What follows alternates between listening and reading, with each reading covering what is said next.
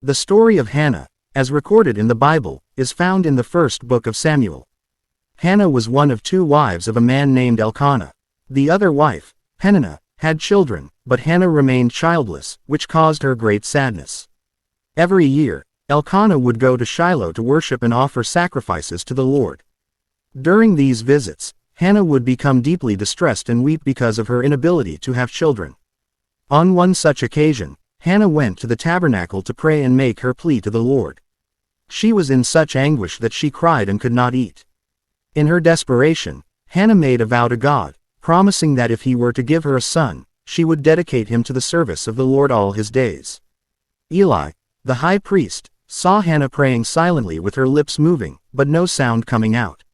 He initially thought she was drunk and confronted her. Hannah explained that she was pouring out her soul to the Lord and shared her deep longing for a child. Eli blessed her, assuring her that God would grant her request. In due time, Hannah conceived and gave birth to a son whom she named Samuel, which means, heard by God. Hannah rejoiced in the miracle granted to her by God. After Samuel was weaned, Hannah fulfilled her vow by bringing him to the tabernacle to serve in the presence of the Lord. She entrusted him to Eli, reminding him of her prayer and dedication. Hannah then offered a beautiful prayer of thanksgiving to God, expressing her joy and gratitude for his faithfulness. In her prayer, she praised God for his sovereignty, his wisdom, and his power.